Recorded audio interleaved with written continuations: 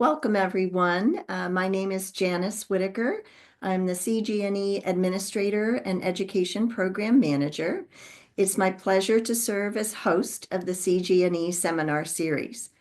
As we launch the spring series, I'd like to take this opportunity to thank Jenny Rank, CGNE Education Specialist, as well as Amy Caputo, our Marcom Specialist, for all of their contributions with planning, organizing, and implementing the series. This program is provided by the Teresa Neese and Helen Diskovich Center of Geriatric Nursing Excellence, as well as the Office of Outreach and Professional Development, the Center for Nursing Research, and Age Friendly Care Pennsylvania. We're all a part of the Ross and Carol Neese College of Nursing at Penn State.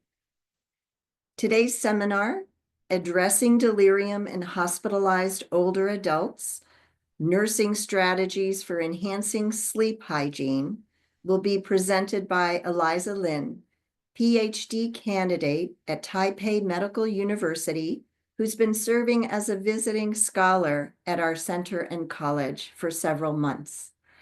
Before we begin the presentation, we do have some announcements and disclosures to make.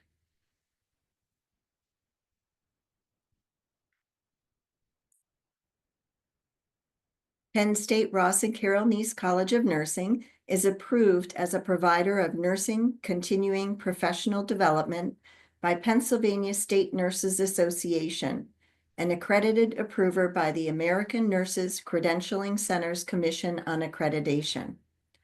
Participants with a valid RN license who attend the entire Nursing Continuing Professional Development Program can earn 1 contact hour. Partial contact hours are not awarded. The topic of this education is non-clinical, and therefore we did not identify, mitigate, or disclose relevant financial relationships. Please be aware that we are recording the seminar. If you have any comments or questions for our presenter today, please enter them into the chat feature, or you can raise your hand and Amy will unmute you so that you can speak aloud. At the end of the seminar, the post-event evaluation link will show in your browser.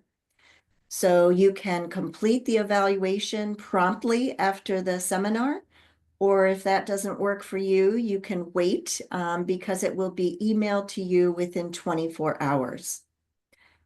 While the evaluation is required for RNs that are seeking contact hours, we do ask that all attendees complete the evaluation because it helps with our data collection and analysis and also provides us feedback on the seminars for planning in the future. To earn contact hours, we do record attendance, and the evaluation again is required. It needs to be completed within 1 week of the seminar. Nursing Continuing Professional Development certificates are emailed to RNs within 1 month of the seminar. If you ever have any questions or comments for us, please feel free to reach out to cgne@psu.edu. Next, I'd like to introduce Nawal Al-Sarawi, one of our CGNE affiliate grad students. Nawal is in her 3rd year of her PhD program, and she's interested in studying cognitive reserve and aging, and she's been very engaged with our center.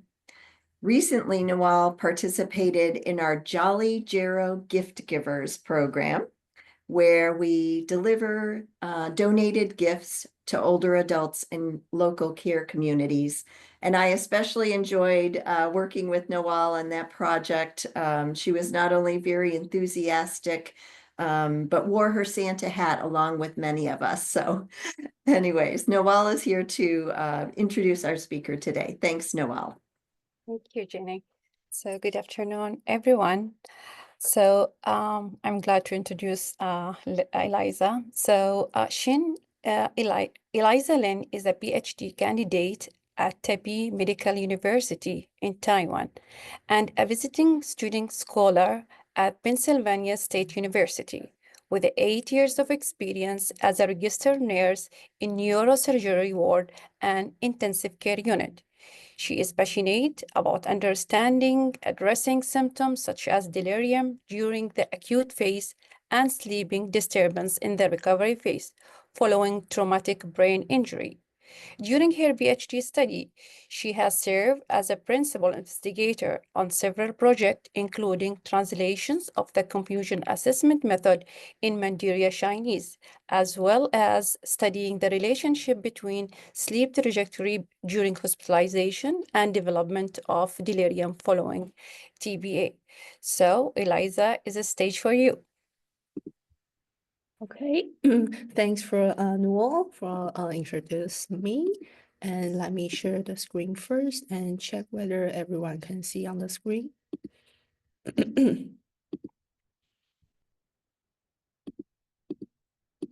Is that okay, Amy?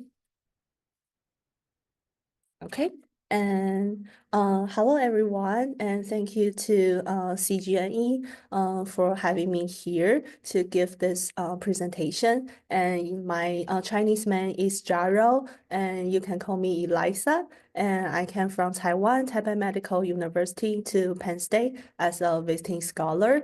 And today's topic, the main content will cover the two highlights. And the first, I will focus on the latest evidence regarding the prevalence and its associated risk factors in hospitalized older adults. And for the second, I will provide some practical nursing strategies for coping with the delirium, and especially through the sleep hygiene strategies.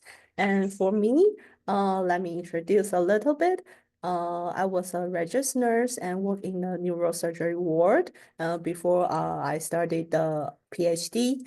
And actually, in my previous experience, it is very common to observe the delirium and confusion states for older adults who suffer from the traumatic brain injury or stroke.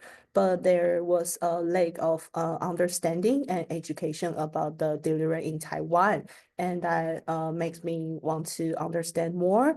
And I began my research by determining the delirium screening scale by using the diagnosis meta-analysis research method. And at the same time, we also easily to find out that the patients easily to develop the sleep problems during their recovery phase after they discharge. So another rule of me is a brief behavioral therapist of insomnia to helping the patients dealing with their sleep problems. And we also create an app in Chinese in Taiwan. Yeah. And now we can move to our first focus, the delirium prevalence and the risk factors. In the beginning, we need to understand what delirium is.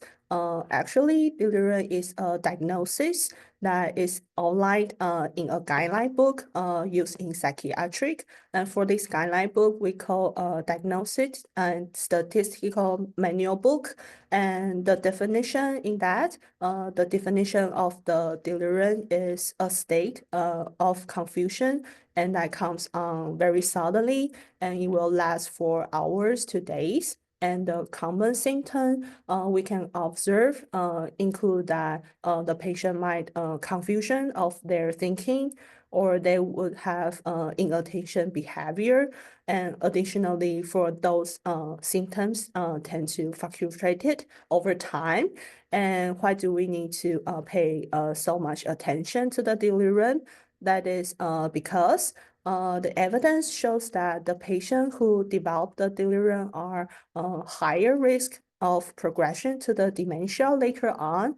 And additionally, delirium is often accompanied with other complications after it develops. So from the previous evidence, we summarized that the complications might divided into short-term or the long-term effect. For the short-term effect, it will increase the risk of the death. and this to the longer hospital stays, and it will let the patient not easily to discharge back to their home. And for the long-term effect, as mentioned earlier, it can negatively affect the patient's cognition. So understanding the delirium is an important topic for healthcare providers. And today's more and more research is focusing on the delirium to identify its potential risk factors. So this table was summarized from the latest research that published in the International Journal of the Nursing Studies. And this research actually is a meta-analysis focusing on the prevalence and risk factors of the delirium in hospitalized older adults. And you can see that for the prevalence analysis, the meta-analysis include 35 studies with around 12,000 participants. And for the risk factors analysis, it includes 14 studies with around 7,000 participants. And for the mean age across the overall included studies, it was approximately over the 80, that which aligns with the age group where delirium is commonly observed in clinical settings. And for the pooled proportion of the female participant was around 56 for prevalence analysis and 57 for risk factors analysis. And the assessor, you can see that it is varies across different studies, might have a physician or researchers or nurses as the assessors. And the result, most important result of this meta-analysis revealed that the pooled prevalence of the delirium is 23.6% among hospitalized older adults. This number means that for those population, 1 in 4 would easily to develop the delirium. And for those two figures, shows the prevalence outcome from each studies, and combining into two figures. And according to the previous table, we know that most of the studies were conducted in Eastern countries. So for the left, the studies conducted in the US, in the Canada, or in the South America, the prevalence range was from 10% to 52%. And for the Europe, that might include the UK, the Ireland, and the Denmark or the Germany, the previous range was from 3% to 66%. But you can see that there has the variation for this reported prevalence across the studies. The possible reasons has more details provided in that publications that might include the different assessment tools they use, or the variability in assessor or other potential moderators. And for those potential reasons for the discrepancies, such as the demographic difference from each studies or the level of the delirium educations. So the other highlights of this publication is the risk factors. So for this table, summarize the overall risk factors identified in the included studies. And as we mentioned, out of the 14 articles, we have 8 articles discuss the cognitive impairment as a risk factor of the delirium. So the meaning of the odds ratio on the slide, 2.61, the meaning is that if the patient has cognitive impairment, including the dementia, they have 2.61 times more likely to develop the delirium. This is also provide us evidence that the biodirectional relationship between the delirium and the worsening cognitive impairment, that including the dementia. Yeah, for the other risk factors, I would like to discuss is the virality. this study also uncovered that virality is a significant independent risk factor. Actually, the link between the virality and delirium has already been proven in previous evidence, but the exact pathophysiology has not been established. So the potential link might correlated to vascular change or nutritional deficiencies. But that tell us that it is warranted that more studies need to discuss with this pathophysiology between the virality and the delirium. Yeah. And for the another interesting found is the a significant risk of factors was the history of the fall. You can see that they also have two studies discussed with the fall incidence. The falls in those population often indicated a decline in both not only physical but cognitive function, as well as they might have slower gait. So identifying and addressing the fall-related risk factor is also important for preventing the delirium among hospitalized older adults.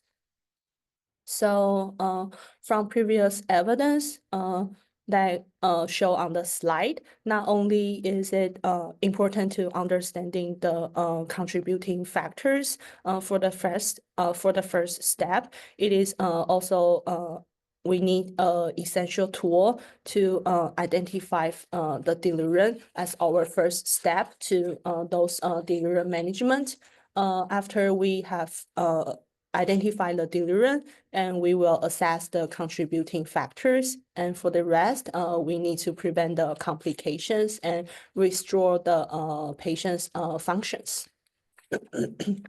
And so on this slide, that is the most wide used screening tool for researcher. We call that confusion assessment method. We call CAM. And for the four features on the slide, for the feature 1 is acute change. And for the feature 2 is inattention.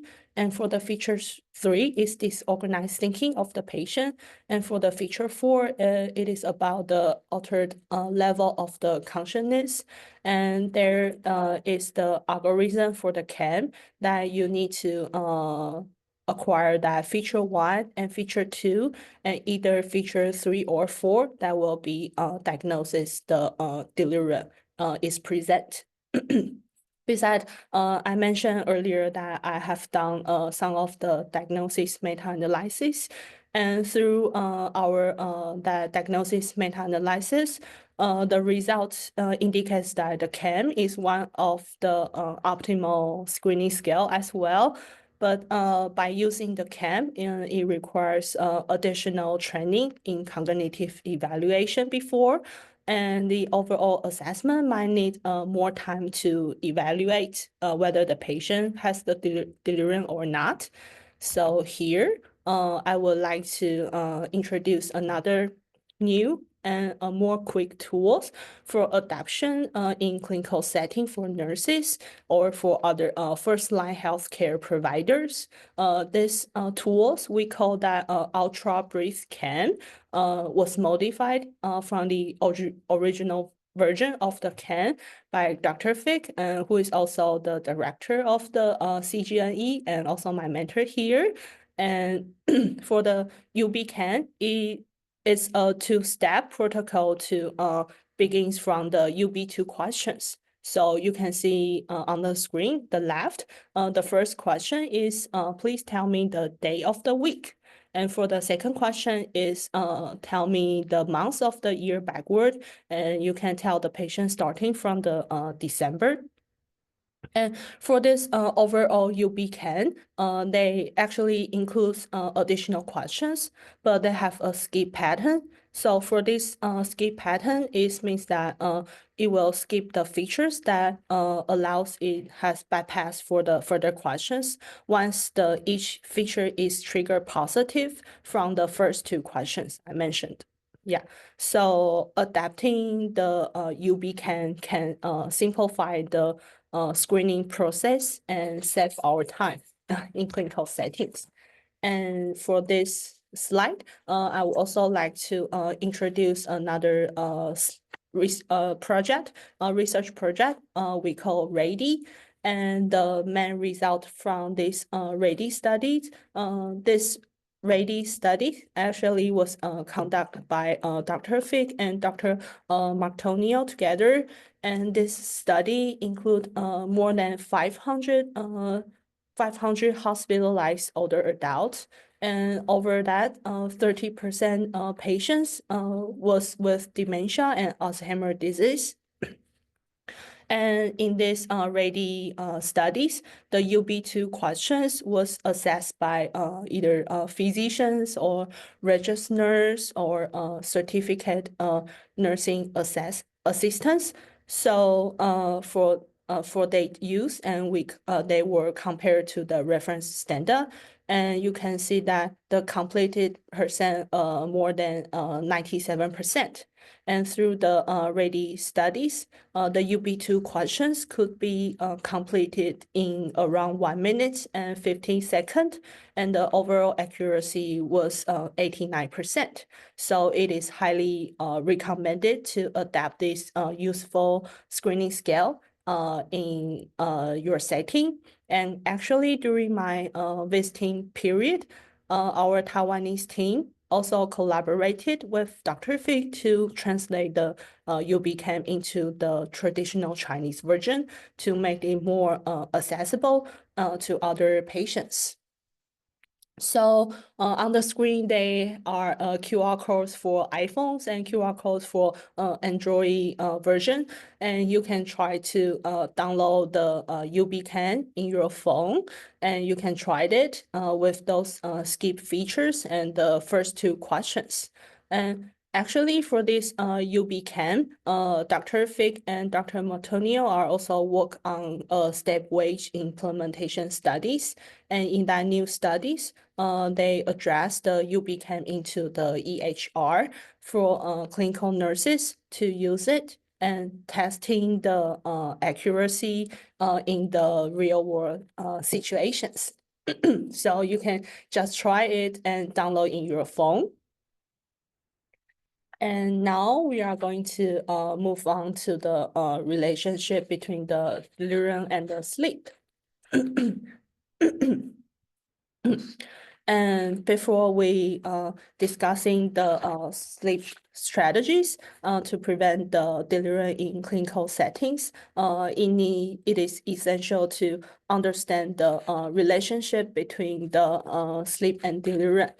Actually, more and more studies in this aspect to more understand about the delirium, but you might concern that sleep was not identified as a risk factor in previous slide, and this is because the that research was focused on the hospitalized older adults, but for the connection between the sleep and the delirium was first highlighted in the research on the ICU patients. So for me, to bridge this gap, one of my research topic was focused on the understanding the sleep performance among the hospitalized older adults. So on this slide, in our research in Taiwan, we utilized the actigraphy. It was a watch-like device designed to record the movement and the sleep patterns. And we will ask the patients to wear the actigraphy device, and it will allow us to monitor their sleep performance and their movement during they wear the actigraphy. And then we use the figure on the right, you can see on the screen. We analyzes the various aspects of their sleep, and such as the sleep duration, sleep quality, and sleep efficiencies.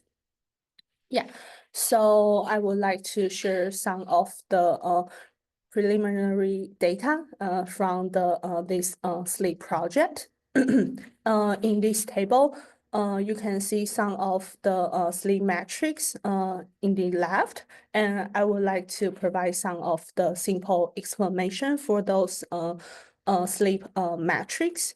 And in our studies, we given the nighttime period is from the 10 p.m. to the 6 a.m. Based on the ward routines, based on the settings routine. And for the first line, the total sleep time referred to the duration of the accurate sleep minutes during the nighttime period, during those nighttime period. And for the sleep onset latency, it records by minutes, was defined the latency minutes before the first continuous at least 20 minutes sleep by actigraphy. And for the wake after sleep onset, it was also accounted by minutes. It was accounted the time spent awake after falling into a persistent sleep state. And for the sleep efficiency, it was a ratio and was the ratio of total sleep time to the total time in bed. And for the last one, the activity index was the ratio of the numbers of according to total sleep time in minutes. So through this table, we can see the changes in their sleep metrics for patients who developed the delirium. And after the delirium onset, patients exhibit a reduction in total sleep time and worsen sleep efficiency and increase nighttime activity levels. The result indicates that their sleep performance got worse after developing the delirium. And it also provides an insight into trajectory of the sleep metrics in delirium patients. And actually, additionally, through our literature review, there is also a lack of research on the sleep patterns and their relationship to delirium in nursing home residents. So that would be another important aspect for the delirium research. Okay, so now, based on the previous evidence, the highlighting the correlation between the sleep performance and the development of the delirium, we need effective strategies to prevent the participants' sleep from worsening and leading to the delirium during the hospitalization. So we are going to discuss the sleep hygienes. So for the first, we called homeostatic process. Someone might hear or search from the previous evidence. It will be sleep-wake cycle as another term. And this sleep-wake cycle just called homeostatic. And actually for everyone, it requires staying awake for at least 8 hours or longer to initiate our sleep. So staying awake during the day can help everyone build up their own sleep pressure. And for this sleep pressure is essential for falling asleep at night. So if the patient take a nap too late in a day, it will reduce the sleep pressure and make it more harder to fall asleep at night. So the simple tips for how to maintain our homeostatic press, our sleep-wake cycle, it is recommended that try to avoiding the naps in the afternoon or limited the nap into 30 minutes, keep them less than 30 minutes. if the nap is very necessary, you should set alarm for your nap to wake yourself up and try not to fall asleep again, because you need to maintain your sleep pressure and keep that more than 8 hours. That will initiate your sleep. So for the next tip, the regulation of the sleep by light and darkness. We all know that the sleep is regulated by the dark and the light, and the darkness triggers our brain to release the hormones associated with the sleep. That hormones you might easily to hear is the melatonin. We will say that the melatonin will promoting our sleep. And for the light, on the other hand, the light exhibit the production of the melatonin. So the sleep was regulated by the light and the darkness. And actually, there are some of the research might mention that it could provide melatonin as a medication to help prevent the development of the delirium, no matter in the ICU or in the general ward. But there are still very heterogeneity for those studies, and for the delirium studies, it is not suggest to provide the medication as the first step. So how do we regulate it, the sleep by light and darkness? We will say that try to set up a regular schedule for the participant or for the residents. And you can, by using turn on the room lights in the morning, and depends on the patient's preference, you can set up like 2 or 7 a.m. in the morning.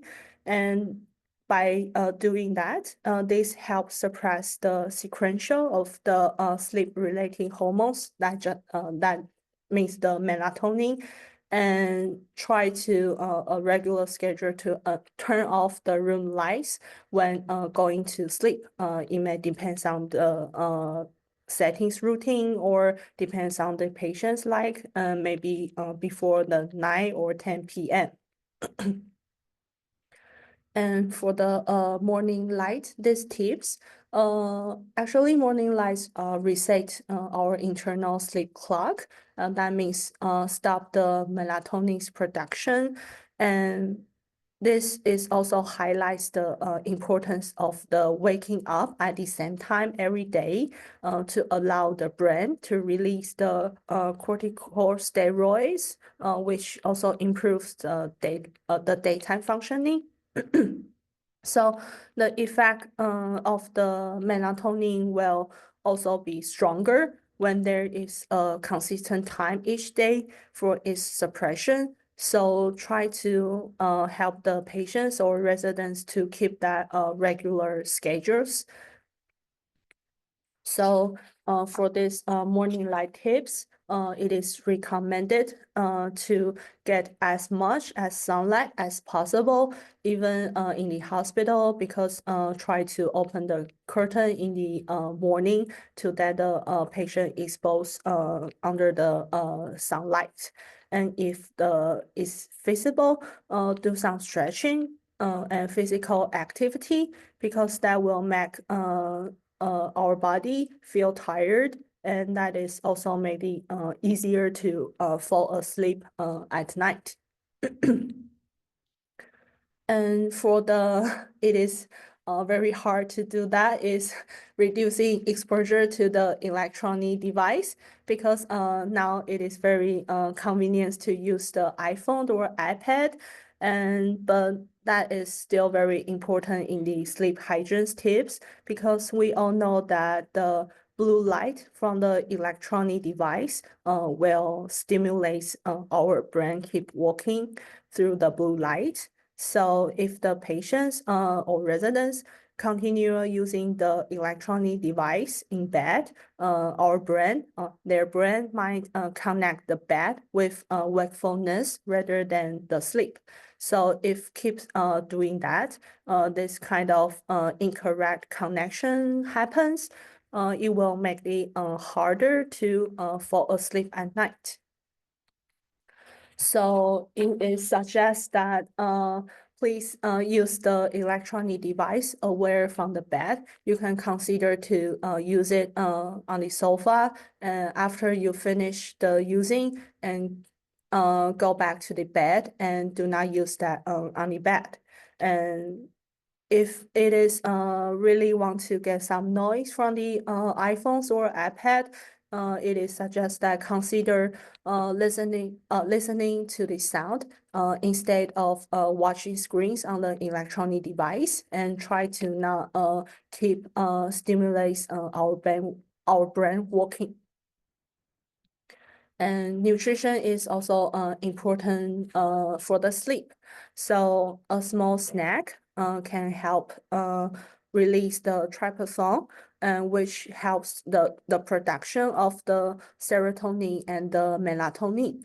So those are helps to our sleep regulation. So in contrast, a heavy meal will be more burden for our body before go to bed. And the coffee is also important to our sleep hygiene. So it is suggest that stop consuming the coffee before the bedtime, at least 8 to 12 hours. The caffeine might include the coffee or the tea. So if you plan to go on the bed at 12 p.m., you need to finish all the coffee and the tea around the noon. If needed, you can try to have a small snack rather than a large meal before go to bed. And for the last tips, just want to let everyone knows that sleep actually is a time to relax your body. So you need to tell your body that it is time to go to sleep. And sleep is influenced by what happens during the days. So if you feel anxious or feel anxieties before you go to the bed, it is not easily to let you fall asleep. So you can try to practice some of the muscle relaxation therapies or the meditations to signal to the body that it is time to calm down. So if it is keep awake during the night, or you might have a little bit insomnia, you can try to take some relaxation therapy during that period. And the relaxation therapy you can try the deep breathing, and listen to some of the relaxation music, or do some meditations rather than use the electronic device at this insomnia periods, or before you go to the bed. So now I would like to make some summaries. This is the last slide for my today's presentation. The first focus is the delirium in hospitalized older adults. And for the prevalence among the hospitalized older adults is approximately 1 in 4. So it is very common to found that the patients develop the delirium in the hospital. And we need to identify and management those risk factors that might include the cognitive impairment or frailty, or the history of the fall. That might also more likely to develop the delirium compared to those without such impairments. And the last one is that you need useful tools, a quick and accurate tool for screening out the delirium patients. And for the sleep hygiene strategies, sleep-wake disruption is a predisposing factor that contributing to the developing the delirium during the hospitalization. So for this part, implementing the sleep hygiene strategies like regular sleep schedules for patients, or let them get morning light exposure as much as they can, and tell them maybe try addressing the relaxation therapy techniques rather than the electronic device can be effective approaches. Yeah, and that is my today's presentation. So I would like to hear the feedbacks or questions you have. Well, thank you so much, Eliza, for that outstanding presentation. I told you before you started and before our audience joined us that I was especially excited about this topic, having read several articles recently about the increased risk of cognitive decline as people age, if Yeah. they're not getting adequate sleep. Mhm. So so many of the sleep hygiene strategies you suggested, I think will be very valuable to all of us. Um, I also think, the way you provided kind of the foundation of understanding about delirium, Mhm. sharing the short and long-term complications. We know that there can be significant negative Mhm. outcomes for older adults when they Mhm. experience delirium, but yet Yeah. 1 in 4 older adults, experience it when they're hospitalized. So the prevalence is very high. Yeah. I also really appreciate how you describe the prevalence and the risk factors associated, and why we not only need to identify delirium and manage it better, Mhm. but assess those contributing factors and prevent, complications. So thank you for sharing all that wealth of information, so valuable in so many settings. There were Yeah. so many very positive comments in the chat. I'm not sure if you can see them all.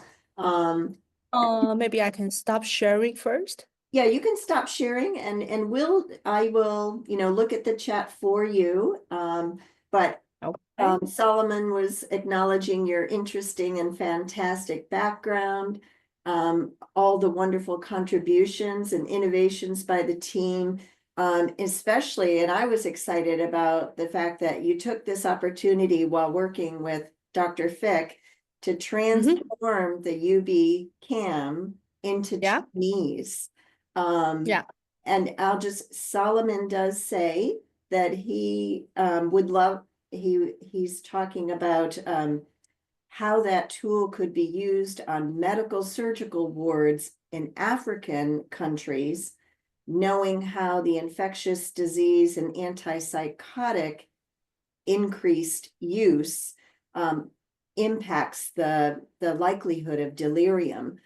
Could you Mhm. comment on that? And maybe Solomon, you'd like to unmute and share more about that idea. What do you think about that idea of using the tool for the, Me Yeah, answer first, or someone, yeah, ask question first. Yeah.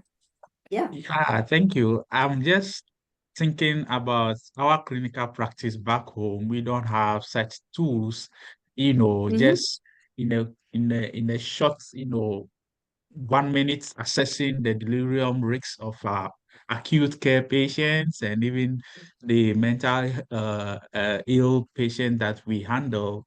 We don't have those kind of tools, and I'm just Yeah. wondering how we could share such tools, Mm-hmm. to be incorporated into In the your country. routine. Yes, in Ghana, I'm Yeah. talking about Ghana, into our Yeah. routine, practice to be used, so that probably we can, reduce such prevalence. It will do related to delirium, because we don't Mm-hmm. actually practice that as a usual, you know, Mm-hmm. um, um, um, um, detection tool for our patients. And Yeah. I was just typing in another thing about stress. Your sleep, adequacy relating to delirium is something Mm-hmm. that we as health staff, I remember in Ghana, our clinical, settings, most of our devices are so noisy. In the night when you have, cases, moving your trolley alone is so noisy, and affecting Mm-hmm. quality sleep. Yet we don't consciously Mm-hmm. take note of that. We think we are just carrying out procedures and helping patients, but we are also inflicting additional, a burden, increasing their risks. And so your presentation today just dawned on me that there are several things we could do, to Mm-hmm. minimize some Yeah. morbidity in our country. Thank you. Yeah. Thank you for the questions. I would like the someone ask those questions for me because actually those are the in the beginning that what we face in Taiwan. Actually we are also lack of the useful screening tool in the beginning. So that's why I started from the diagnosis meta-analysis to find out which one is more optimal. And as I mentioned that the CAM is already a wild use, and actually it is already be translated into very different languages. But I may wonder whether it already have the African versions. So maybe we can try to figure out whether it has or it doesn't have. And if it doesn't have, that might be a chance for you to translate that. Because for us, actually, I think Noor mentioned earlier, I translated the CAM as well into the traditional Chinese version. Yeah, and to use it into our sleep project.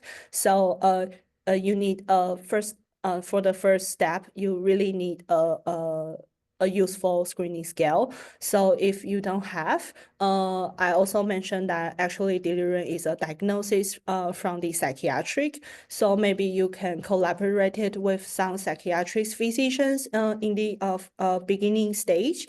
That maybe you can use some retrospective way to understanding the dose prevalence in your countries in the beginning, and maybe you can discuss more that whether you need to translate a useful screening tool for the clinical nurses to use that to embed it into your home country or in your previous work site.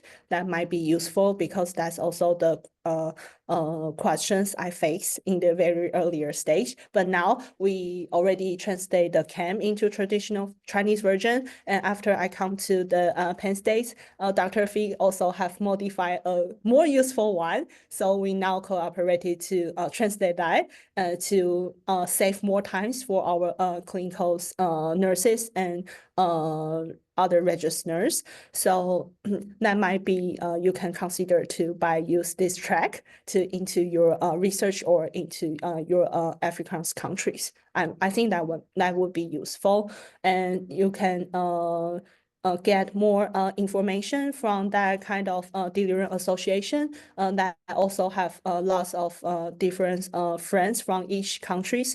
They also face the same questions in the beginning. Yeah. And for the sleep questions, I think that actually I know for me my background was working in the general ward, so I know it is hard to apply those sleep hygienes in the general ward. But now we try to so in my slide I try to for those sleep hygienes into very simplified it. Yeah, because you can make it more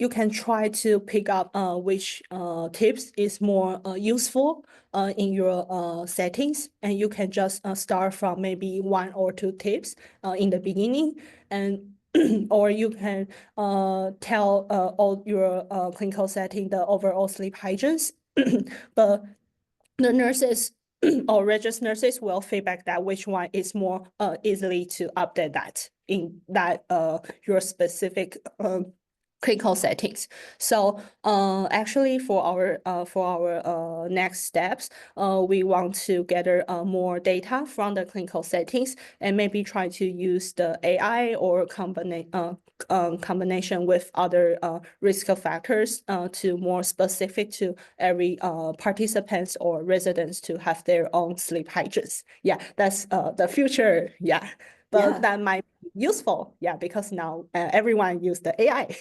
Yeah. Yeah, I think that is a fascinating thing to consider is the use of AI.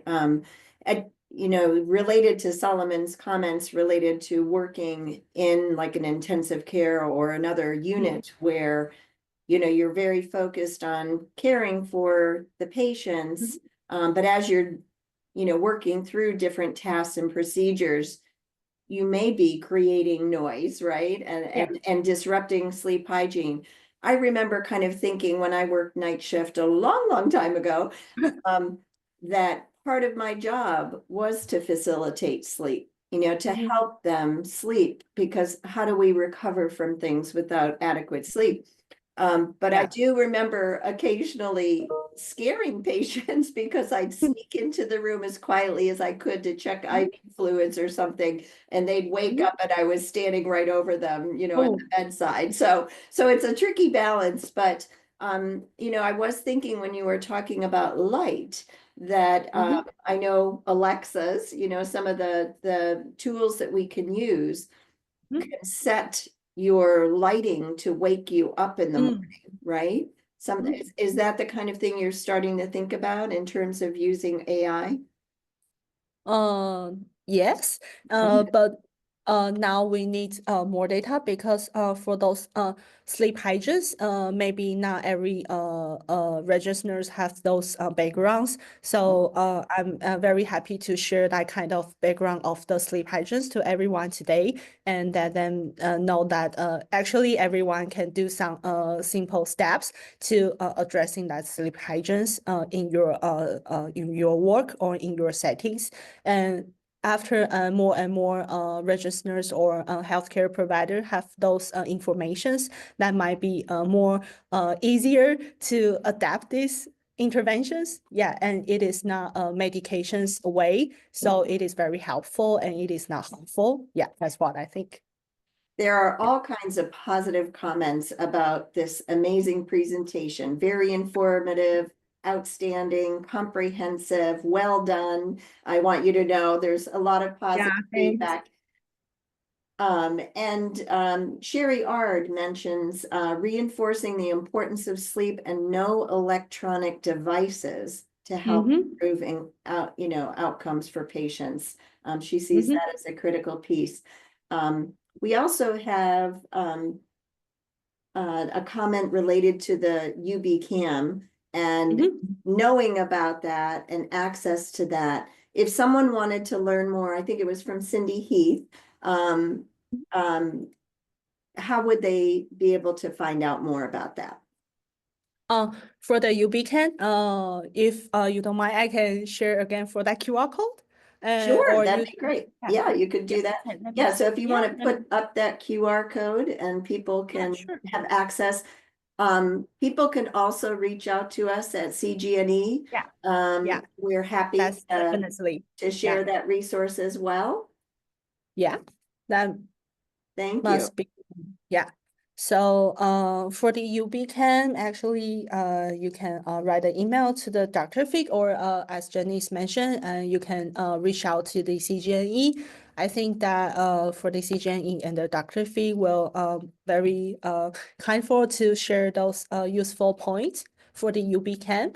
And actually just type the UBCAN, or in some of the Delirium Association, they already have the version for that UBCAN to use. And actually for the UBCAN, it is not necessary for that complicated cognitive information before you use that. So it is very common questions for everyone to ask, whether you don't have any enough background for the delirium. So just reach out to the CGNE and Dr. Fig, and whether you can cooperate with CGNE and Dr. Fig to have more adoption for this screening scale.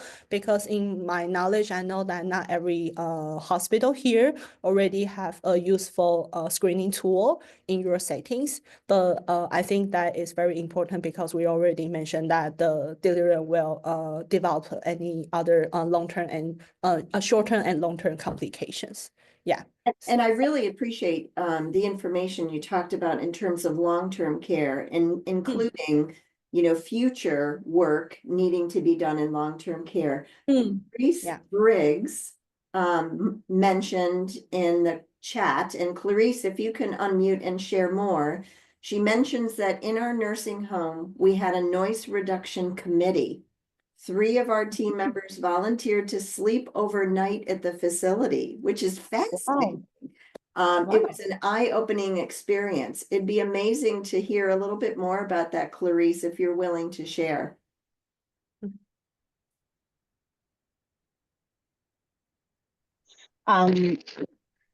Thanks for letting me share. I'll just say that I was a director of nursing of what I thought was a small facility, and we thought it was quiet, but we had a winter storm, and several team members stayed overnight. And the second night, they ran for the hills. They said it was too noisy; they couldn't sleep. So we started to think, well, if our own staff can't sleep in the facility at night, then what about the people that live there? So we formed a committee, had some staff that didn't say the first time volunteer to stay over, and the telephone ringing, the doors, there were so many sources of noise. And so we, implemented some strategies to, try and decrease the noise and make that more home-like. So, it's always been something I was proud of the team for doing, and knowing that those residents live there, and if they can't sleep overnight and we want them to get up in the morning and be active, then we needed to make some changes. Well, thank you for sharing that. That's amazing. And I think, you know, in any care setting, this is incredibly important. Dr. Yingling Zhao, who I know is one of Eliza's mentors as well. Yingling, I think you're 12 hours. Oh no, you're local now, right? You're back in the US. But could you unmute and share some thoughts related to Eliza's work?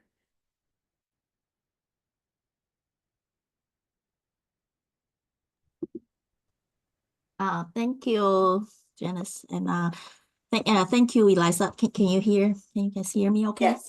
Okay, thank you. Great presentation, Eliza, and I think you share a lot of good strategy that inspire discussion, and also good strategy that people can the clinician can apply to patient and resident in different settings. So I already see a lot of this good discussion and good information shared in the discussion. So good presentation. Yeah, thanks, Dr. Rao. And I also like to thanks for Dr. Rao include me to her light study. So especially that the light studies is also focusing on the behavioral in the nursing home settings. So I think that is kind of a useful intervention for in different settings. So you can also reach to Dr. Rao for that. Yeah, because we also analyzing some of the sleep data in that research, and we might also see a trend for that. So if someone are also interested with that, you can reach to Dr. Rao. Yeah, no, as you were presenting about light and circadian rhythms and how, you know, our melatonin, you know, we need darkness to kind of help us with the melatonin levels. And then as we arise in the morning, our corticosteroids change. I was thinking about Dr. Zhao's research on lighting in nursing homes, especially as they relate to people with dementia. So how would you make that connection between the two, you know, bodies of work? What do you think there's potential to kind of link some of that information together? Yeah, I think so because sleep is very complicated. Yeah, and sleep will affect like behavioral or the sleep, and they also have biodirection for the sleep and your behavior in the morning. So I think for Dr. Rao's further research might will maybe connect other like biomarkers as well. I'm not sure, but maybe we can consider that to test more different outcomes for this light intervention. Yeah, in the future, and we can also try to embed the light intervention in the. I think in the hospital settings might also be useful, but we need to more clear protocol for that. Yeah, because it is depends on each settings. I think so. Yeah. If I may share one last 1 minute, and thank you for sharing the lighting intervention study. For those who are not familiar with our study, I just want to quickly share that we are finishing the clinical trial and we're analyzing data.